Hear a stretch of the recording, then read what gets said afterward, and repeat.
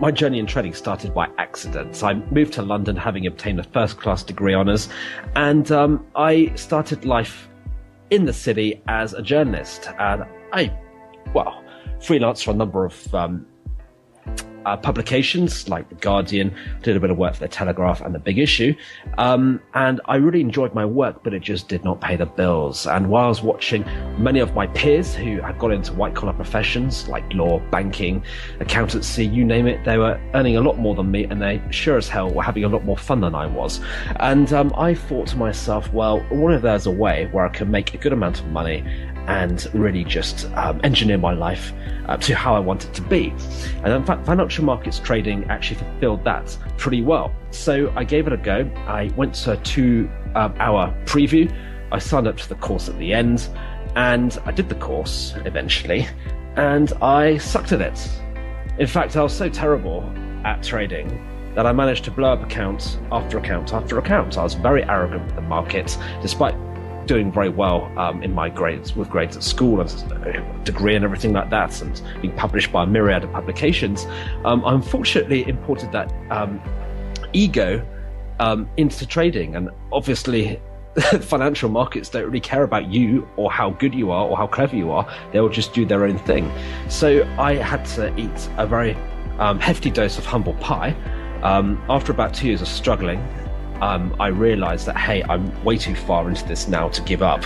And I stuck at it and really kind of like developed a style which enabled me to trade the higher time frames, where I could essentially have less time spent in front of the screen and less emotional rigmarole attached to my trades, and get potentially more return from doing less. And that for me was the sweet spot.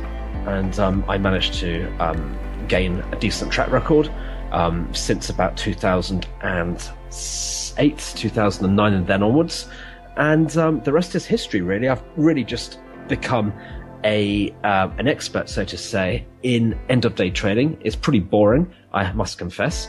And it's extremely boring. But trading doesn't have to be exciting or interesting. And as I've got all this free time as a result of trading from little more than like 10 to 30 minutes a day, I'm no natural born trader. The only difference between me and a lot of people who eventually get chewed up and spat out by the market is that I stuck at it and I persevered. And I'm a very patient person, and I've forced myself to become disciplined. That's the only difference. I'm nothing special, quite frankly.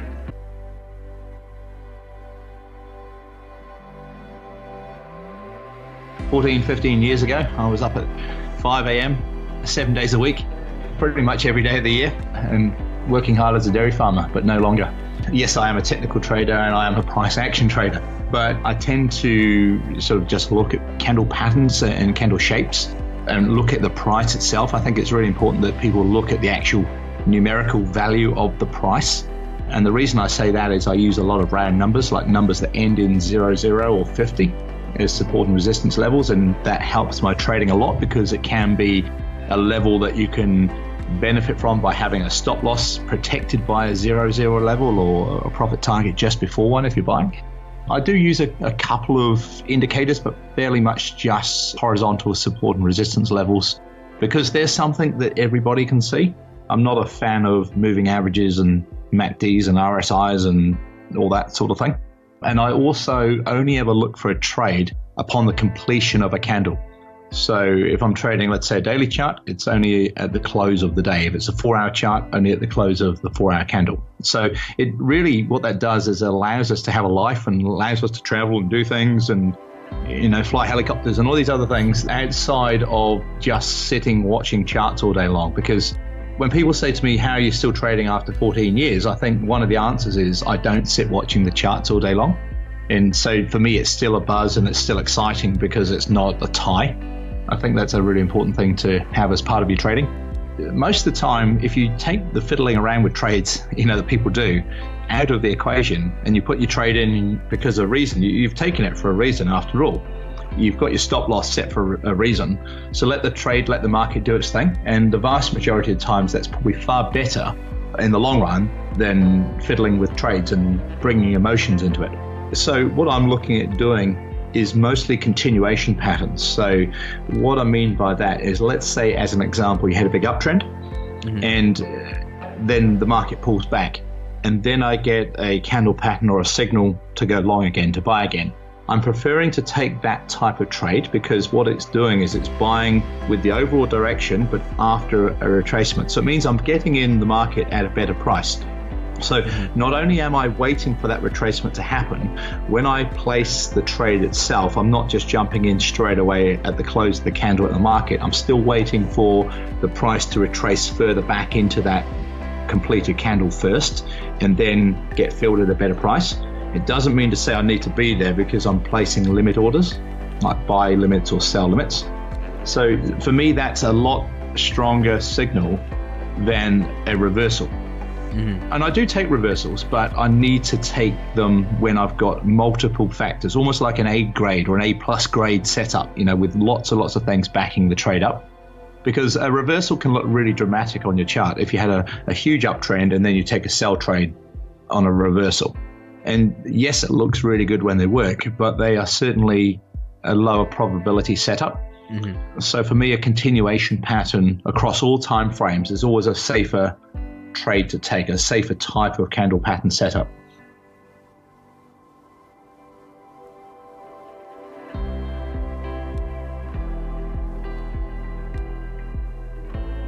Because at the end of the day, a lot of people, they have full-time jobs and careers. And, this is a misconception that people have, certainly when they're new to financial markets trading, is that they're going to give up their day job and become a full-time trader trading their tiny itty-bitty trading account of $1,000. If you think about it, Warren Buffett makes 20% return consistently a year, and he's one of the best investors this planet has seen over the course of the past few decades. Now, what gives someone the right to basically make as much as he does in terms of return trading $1,000 trading account? Well, everyone has the right to make money on their trading account. What I'm simply saying is 20% a year is a very good return on your trading account, and it's certainly achievable. But if your account is tiny and you're making 20% on $1,000, you're making $200 for the year. And this is why I find it absolutely ludicrous how people can say that they're going to make a full-time living trading, giving up their day job on their tiny little trading account. And lots of people fall into that mistake. So what I always say to people, then, if you're busy with family, friends, you have a life as well, of course your career, then the sweet spot is choosing a style of trading which isn't necessarily any less profitable than intraday trading. In fact, that's been proven it's not, which can free up as much time as possible for you to actually do the more exciting things in life and the more fulfilling things in life, rather than just staring at a bunch of moving lines on the chart.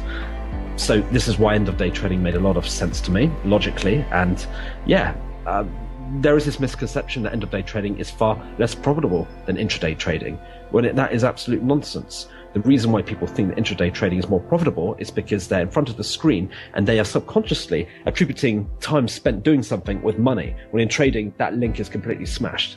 Don't trade with money that you can't afford to lose. It's very, very important. Start small. The problem is with small accounts is people tend to take bigger risks because they want to make money fast. What I would say to these kind of people is just simply, it's all about percentage gain. Okay, if you can make 20% gain on $1,000, as you can on, say, $1 million in your trading account, that's as good as each other, really. Because if you do have if you're underfunded or undercapitalized, and you are making consistent gains, no matter how kind of small your trading account is, if you've got a good track record, big money will find you. Okay? Whether you decide to have a following via social trading, whether you decide to make yourself known to investment banks, hedge funds, institutions, if you've got a good track record, they will take you on, because they're all too aware of how difficult it is to make money in the markets, certainly for the retail trader. So I would say, if you're starting small, it's all about results, not monetary gain, all about percentage return. For me, it's a sweet spot. It's you can get the best the market can potentially give you, and you've got time freed up so you can just have a life, basically. And that's really it for me in terms of end of day trading. covers up those bases. And I'm one of those people who, a full-time career doing something scares the hell out of me. So I thought trading and having an online business and a couple of other income streams would be the sweet spot, because the worst thing you can do is put pressure on yourself to obtain an outcome from the market, because the market might not give that to you. The market is an ass. It will do its thing regardless of who you are, how desperate or how deserving you are. It will just do its thing, whether it's in your favor or not. In terms of my typical routine, I have on a day-to-day basis, I will simply scan the markets first thing in the morning. I'll go hit up the gym, go for a swim, see some friends in the afternoon for a coffee, do some businessy bits early afternoon, maybe do a bit of salsa dancing in the afternoon, or if I'm single, I go on a date or something. And it's all very leisurely, all very socially focused, and I always like to have a few businessy bits in the offing as well. And then when it comes to the evening, I scan the markets and I see if there are any opportunities. If there are, great. If there aren't, fantastic, because if there aren't any opportunities, I'm happy enough that at least I'm preserving my capital, which goes back to the number one aim for any trader: preserve capital. Second, make money.